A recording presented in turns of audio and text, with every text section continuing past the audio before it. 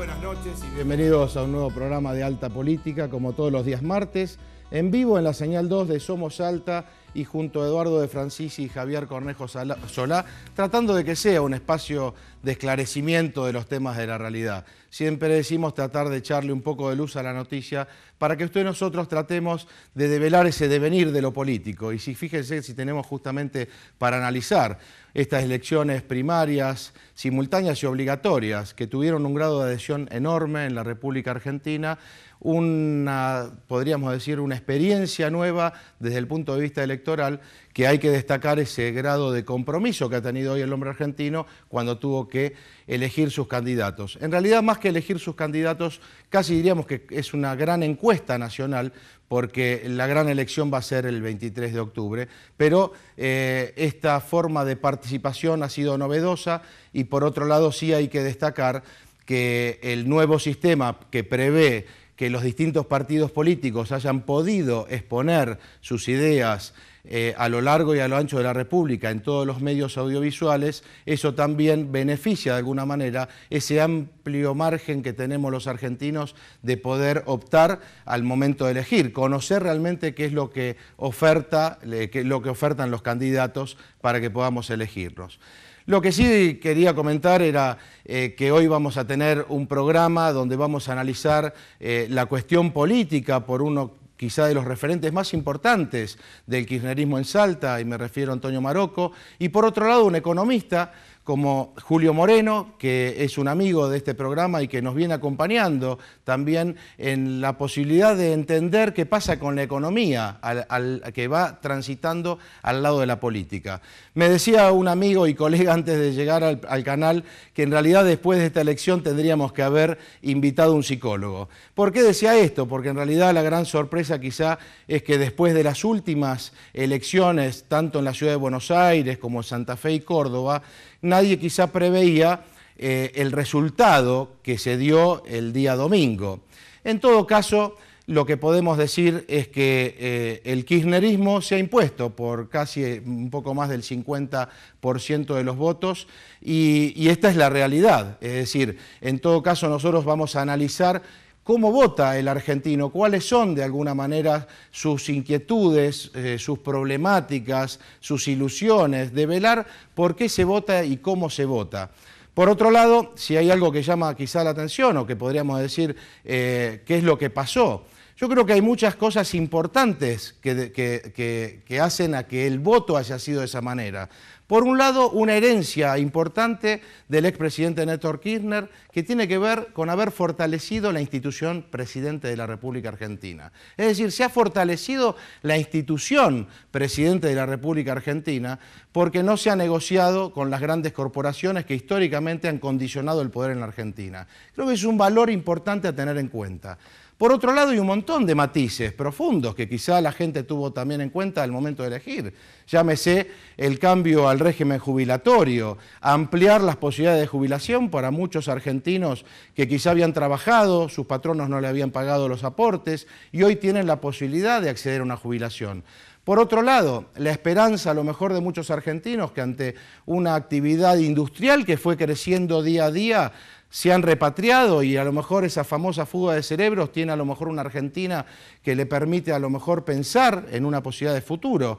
Quizá podríamos pensar también en la asignación universal por hijo, que era una necesidad imperiosa en la República Argentina porque han sido años de postergación y de pobreza y no nos podemos olvidar de una cantidad enorme de argentinos que habían quedado justamente por debajo del nivel de la pobreza y esta asignación universal creo que era un deseo de toda la dirigencia política.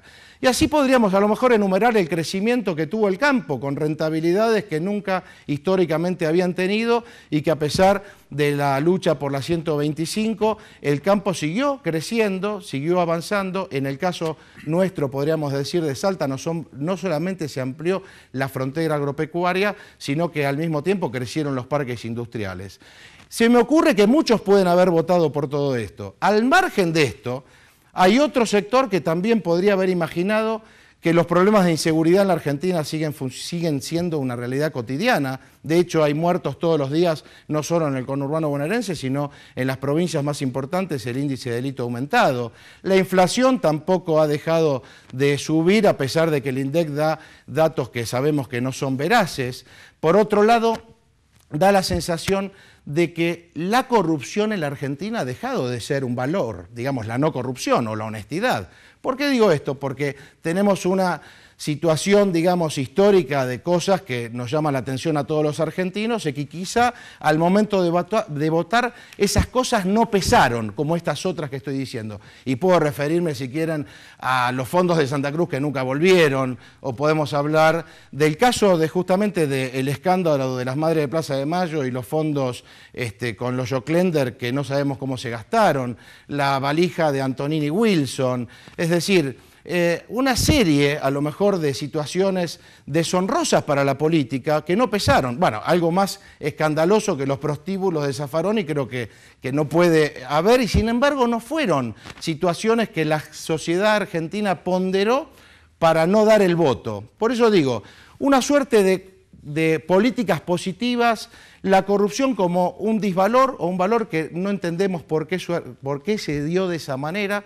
Y por otro lado sí podríamos decir que el peronismo, o digamos hoy el justicialismo, dio origen a que en el cúmulo de votos argentinos hace un 70% de votos de origen justicialista, un 50% de kirchnerismo, un 20% de peronismo, hacen un 70% y un 30% entre los radicales, el Partido Obrero y alguna otra fuerza.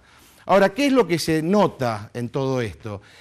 Que el kirchnerismo también tiene un sesgo ideológico muy fuerte. Quizá yo no soy quien para poner el peronómetro, como dice, a nadie, pero sí quedaba evidenciado que el kirchnerismo, por lo menos en lo que hace a su núcleo duro en Buenos Aires, cuando veíamos la gente que se acercaba al búnker de Cristina Kirchner, era representativo de un sector. Ahí veíamos a Eve de Bonafini, ahí veíamos inclusive a Carlos Kunkel, un ex subversivo que hoy es diputado nacional, o a Diana Conti, o veíamos de golpe a Luis Eduardo Duhalde de los derechos humanos, que fue defensor de muchos montoneros, a la Cámpora por otro lado. Es decir, representa ese sector una forma de mirar la Argentina, una forma de interpretar lo que la Argentina quiere. Y después hay otro peronismo, digamos, lo que no es kirchnerismo, que seguramente no supo mostrar una alternativa a la sociedad para que sean votados. Por otro lado, hubo gente que a lo mejor podía haber sido el vínculo de transmisión de estas ideas, como puede haber sido Reutemann o como puede haber sido el mismo Macri, por otro lado, y que no se animaron a la contienda presidencial. Bueno, veremos qué pasa. ¿Saben? La única conclusión final, digamos, que sacamos, entre muchas, es que evidentemente los valores de la República Democrática que uno imaginaba que podían ser los que concitaran las voluntades de todo el pueblo argentino, hoy están de alguna manera tinelizadas, podríamos decir. Es decir, hay una suerte de tinelización de la cultura, una tinelización de la política, porque muchas cosas que hasta hace muy pocos años eran una deshonra, hoy parecen que se han vuelto una virtud.